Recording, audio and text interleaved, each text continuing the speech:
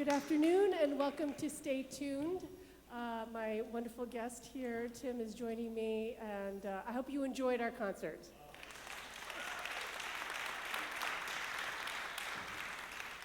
So I want to tell you that I have been a fan of your music, all the things that you're doing for a long time. And it's been this kind of dream to have you here to play with us. And I was trying to figure out what piece to feature you in. And, because we're really jazzing it up this season, I thought, I discovered this Corazon piece.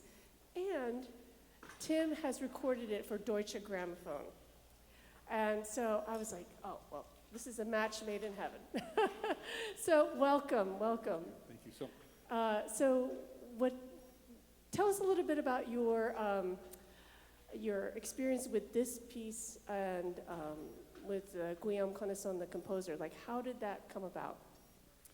It came about through his champion, which would be the conductor, Stéphane Deneuve, who's now the music director of the St. Louis Symphony and the New World Symphony, where he replaced Michael Tilson Thomas. And I was asked to come record this piece with his previous orchestra in Europe, the Brussels Philharmonic. He went to school with Connaisson, so they were classmates, I believe, in Paris. So the piece was commissioned in 2015. And it might sound odd to people who are not saxophonists, but we have, globally, saxophonists have a triennial meeting that happens every 3 years called the World Saxophone Congress. And it meets in different cities around the world. It's a convention, basically, of maybe 3 or 4 days. And it's just 3 or 4 days blitz of concerts, commissions, performers from all over, from every country. And this piece you just heard was commissioned for the 2015 World Saxophone Congress, which was held in Strasbourg, France, and the Strasbourg Philharmonic gave the premiere. And in that concert, because it was a conference and in the spirit of collaboration and kind of equity, they gave a different soloist a different movement. Each 3 soloists had a movement each. So it kind of had this really kind of, truly a Congress meeting feel to it. And I think they weren't all French either. I think there were 3 different soloists from different parts of the world. So in 2018, or I guess 2017, Stéphane Deneuve wanted to give the sort of the next performance after the world premiere, and so he got it done in Brussels, and now it found its way to you. And that's how new music ends up proliferating. It gets taken up and studied, and then it becomes repertoire. I mean, at some point, Brahms 3 was new music, right? That's right. Yeah. And I don't know if you all listened to the first piece by John Adams, how it ends, and then the end of the Connaisson ends very similarly. Did you hear a little bit of similarity? And that was on purpose, because I first wanted to program the Connaisson, and I thought, what would be good before that? And turns out that Connaisson was influenced by John Adams. Very much. And do you know Guillaume very well? Yeah, pretty well, yeah. What is he like? He's just very quiet, very kind of like, almost like a book nerd, and he really, he's an incredible composer and very, very unassuming and kind of shy. But he was one of this generation of composers that were always living in the shadow of these monolithic French modernist composers, particularly like Pierre Boulez, who just completely shaped music around the world, but was such a huge influence on contemporary music in France and the direction that was to go. And meanwhile, there were all these composers kind of existing in his shadow that were really writing music that, as you heard, much more influenced by minimalism. In this case, jazz, funk, disco. There's some disco in there, as he alludes to in the third movement. But they somehow didn't have permission to write music like that until Pierre Boulez actually had to pass away.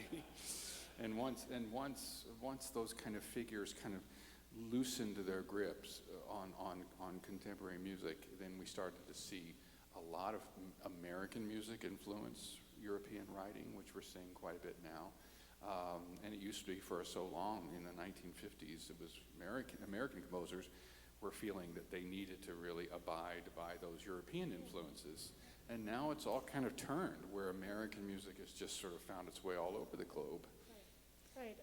And I want to talk a little bit about your background. Tell us, did the saxophone call to you? How old were you when you started? Did you want to be a conductor, or, what was your journey? Well, like maybe a few people here in the room, because I know a few people that are here, we have kind of when we think about the saxophone, we think of it as a band instrument, a school band instrument, right? All the winds that you heard tonight on this stage probably got their start in the school band before they took up their seats in orchestras. And that school band movement is very powerful. It's a very powerful community. It's very powerful in music education as a whole is crucial to, I think, just being an amazingly well-rounded individual in this world. But I think I was initially, when I was in 5th grade, the junior high band directors would come around to all the schools and recruit for instruments, so they could fill out their bands starting in 6th grade. And we hadn't chosen, by 5th grade, and this was in Texas, by the way, which is kind of famous for its band programs. But at that point, I hadn't chosen an instrument. I knew I kind of wanted to be in band. And I did play a little piano a bit. I took lessons early on. But I was pretty tall by 5th grade. I wasn't much shorter than I am now. And so I was big. And I remember there was only one other guy in my school taller than me, and I hated him, because, Steve Schuler. Okay, so, so the 6th grade band, 6th grade, 7th grade band, he came, there were a pair or two teachers. They came and they took one look at me and they said, "What would you like to play?" And I was like, "I want to play saxophone." And they're like, "No, we want you to play tuba." And it's like, "You're tall. It would be much better. You would be better suited for the tuba." And these kind of things play out, actually. We talk about this a lot, but like even with gender identification, I think it's kind of unfair to pigeonhole like a girl to play flute, right? And like the big dudes have to play tuba and trombone. But that happens, and a lot of that has kind of, a lot of that has really broken down, fortunately. But anyway, I came home and I told my mother, I said, "Mom, they want me to play tuba." And she said, "No way.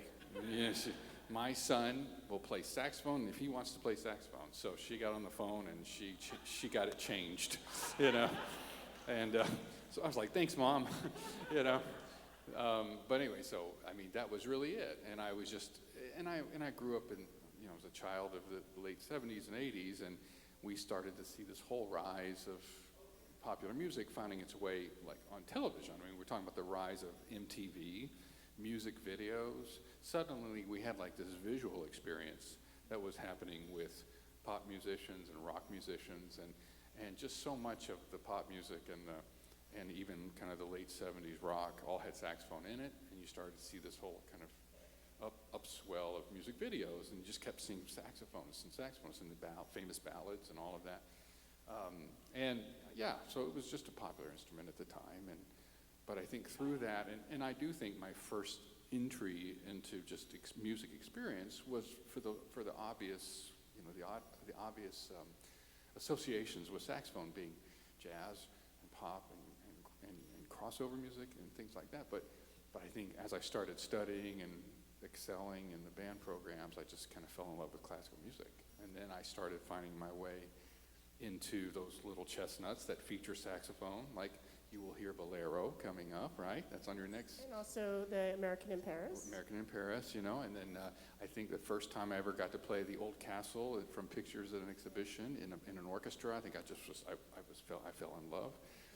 But then those little bit parts where the saxophone is featured was sort of the gateway into the larger symphonic form, where I could now, it was penetrable to me. I could fall in love with Bach and Mozart and Beethoven and not have to like it simply because, it had a saxophone in it. I was now falling in love with music that didn't necessarily have saxophone in it, because saxophone wasn't around yet. Like Brahms could have written for the saxophone. And I think part of my mission has been to say we're not going to let composers like that leave this planet without writing for the saxophone, Well, because yeah. Brahms could have. And the fact of the matter is, if he heard it at all, it was terrible, frankly. I mean, it was in its infancy. The players didn't know what to do. The saxophone didn't have its identity yet. Was this kind of being picked up by woodwind players? How was it? It wasn't very good. It was a crude instrument at that time. So, yeah, we don't want someone like Brahms living today to hear a saxophone player and be turned off by it. Right. And is that why you do a lot of these commissions? Tell us a little bit about your kind of platform in having these commissioned works. Yeah, I think it is missionary work. You know, it is my contributions to a larger art form, of which there are many players within that. We are all. Yeah, and tell me, how many saxophone concertos are there? I mean, like the 20th century, let's say. Well, you know, the number would be shocking, actually. You know, and when we think about actual pieces of orchestral music that include the saxophone, I mean, they're up to about 20,000 pieces. We're not talking all of them are making it to the main stages. We're talking about how music has been parsed out, and we have been able to look back and identify the pieces that have been endured, right? That's our standard repertoire, but there have been a lot of pieces that have included the saxophone.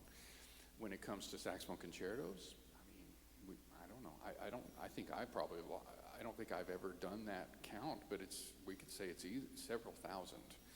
But that's not something the sort of general concert public would know about. But so much of it's rooted in early 20th century. We have a beautiful early work by Claude Debussy that was a de facto concerto called Rhapsody for saxophone and orchestra. And we have a lot of Russian composers that wrote for saxophone, and of course it's mostly identified with French music because of all the French composers that wrote for the saxophone. And so what you heard with Konasan was kind of this far extension where they're actual quotes, even though the whole piece is influenced by this kind of Coltrane harmonic world. There's a moment in the second movement where he quotes this famous concerto for us by Jacques Ibert, concerto from 1934.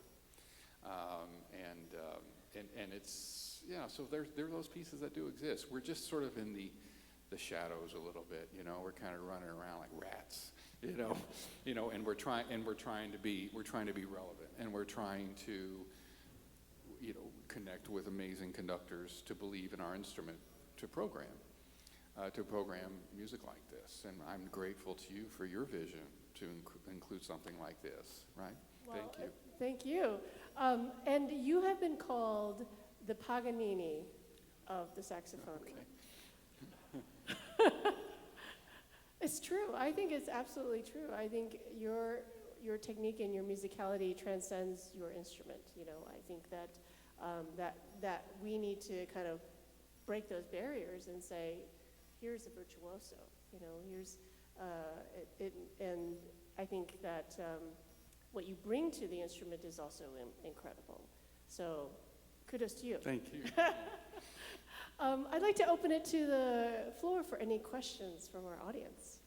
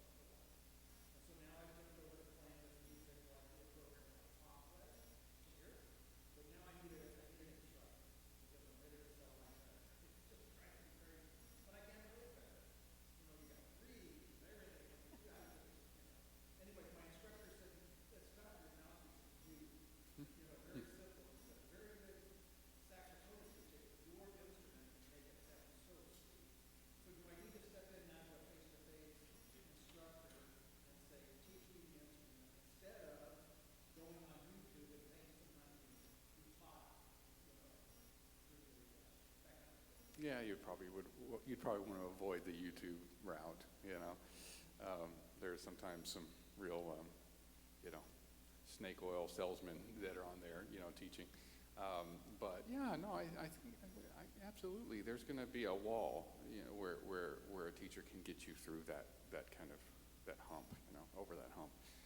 Absolutely, because they're going to have that kind of perspective about what it means to go to the next step. I think that's true with anyone picking up an instrument. Like it's just there's just a certain point where we can only self-teach ourselves to a certain point. Yeah, but no, yeah, enjoy that process.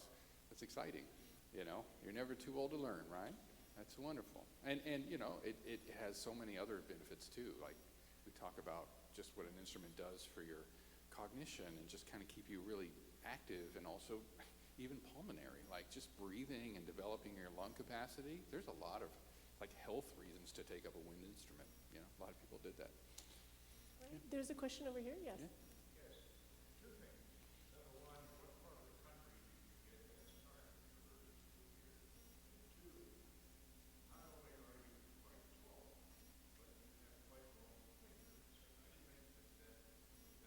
Your pianist. It does help, but also, I mean, it kind of can depend, right? I mean, it's sort of a blessing and a curse if your fingers are really long on instruments, because I mean, it's certainly helpful if you're needing to play the music of Rachmaninoff on piano, right? Because you need to have almost a tenth, right? But if you're a pianist who doesn't have that kind of hand, you have to roll your tenths more than play vertical tenths, right? But like on the saxophone, like the bigger the hands, the more you get crammed into the spaces that are really kind of small, like on the soprano saxophone that you heard, where I had to play a million notes. But your fingers have to kind of tuck in a little bit differently. And bigger horns. So the saxophone family, you saw two of the saxophone family, soprano and alto. There's two sizes larger in the main family: tenor saxophone, baritone saxophone. And I do feel like when I play the baritone saxophone, my hands are just kind of ergonomically perfect. You know, it's just where my hands are. But I can thank my mom for my long fingers, you know. And she was a pianist. My mom was a pianist and a violist. And I grew up in Texas. So I grew up in the Texas school band system. Yeah. So was your father a musician as well? No, my dad was not. No. Yeah, and he was always completely confounded. He didn't understand why it cost so much to buy reeds and equipment and like lessons, and then like if I wanted a better saxophone to sound better, it was much more money, you know. And so like the whole business industry of instrument manufacturing and upgrades and like a car or something like that, he didn't understand, like, why can't you just be good on a $500 saxophone, you know? I was like, but I want this saxophone. Like, you know, how much is that? Well, you know, at the time, you know, $2,000, $3,000 was just like, that doesn't make sense to him. And then he said, you can buy a box of reeds and only one of them works for you? And I said, yes. And he's like, what a racket. what a racket. I'm like, well, it's a natural substance, and everyone likes different, you know, when you buy a box of 10 reeds, you know, they're not all customized to how you play. Yeah. Any other questions? Yes.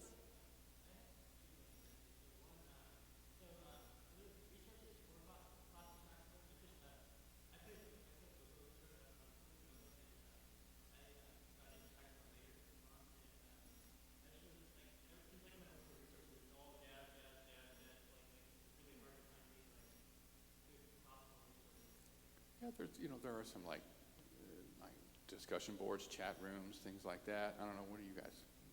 We got some Fresno State saxophone players right here, but like, what are some things online that people? Yeah, you mean like books and things, but like online kind of like places to pick up information. Yeah. Like saxophone on the web or whatever, but you know, there are actual public Facebook groups, for instance, that are devoted to classical saxophone, you know, where you can like join, and then you can ask questions, and there's people that provide, you know, lists of resources and books and things. And then I think you just start to kind of compile lists of players. It's not too hard to do a Google search for classical saxophone players, and most of us are kind of tied to universities. You know, a lot of us are professors of saxophone at universities, and so that's where you can kind of build a list. You know, that's a good place to start. And then you find the recordings and start to look at methods and pieces that were written for them, but also books that they may have published themselves, like etude books and different critical editions, and method books. Yeah. So I want to end with 2 questions for you. Sure. Okay, number 1, what do you do when you're not on tour practicing? You teach at the University of Michigan in Ann Arbor.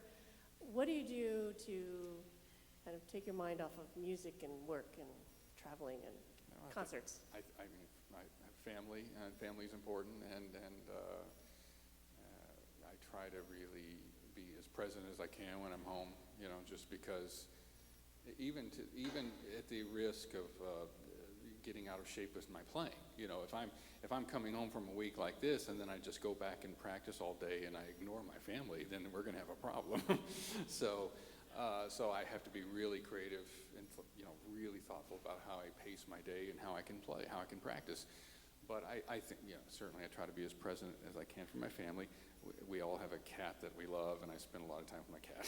And and I like biking. I'm really into I'm all into. I think if you're like a woodwind player, then you're naturally into like gear talk, So like I really like bike stuff. Okay. So, and you can go but you can ride a bike and it's this cheap, but like you want this bike and why is this bike $10,000? Well, it's going to get you to the same place, So I'm into that, and I'm a foodie and I'm a movie nerd. I love movies and everything. So those are some things that I do, and I listen to a lot of music, and I certainly have to keep up with. It's hard because to stay on the leading edge or trying to be on the leading edge, it means you're really keeping up with who are the hot composers right now, what are the trends, what are the styles that are kind of working their way into concert halls, what's going on with conductors like yourself. I mean, it's all kind of tracking, right? Like it's tracking, and it's just part of being really, really, in touch and educated about the profession as a whole. Right, and I think involved too. Yeah, right. That you want to be in all of that. And then my last question is, if you were to have a dinner party, and you could invite 3 guests from any century, time period, backwards, who would they be? Anybody. Just right at the top of your head. Aristotle, okay, Thomas Edison, and, I don't know. Those are good questions. One more. Madonna. I don't I would, and I've gotten close to talking to her because her daughter went to Michigan. So she was on campus one day, and I remember there was 10 people that surrounded her, and no one could talk to her, But I don't know. That just popped in my head. Okay, yeah, very interesting crowd. That would be a great dinner party. I guess so. Well, thank you, Tim, Thank so you. much Oh, for it's so being wonderful. here. Thank you.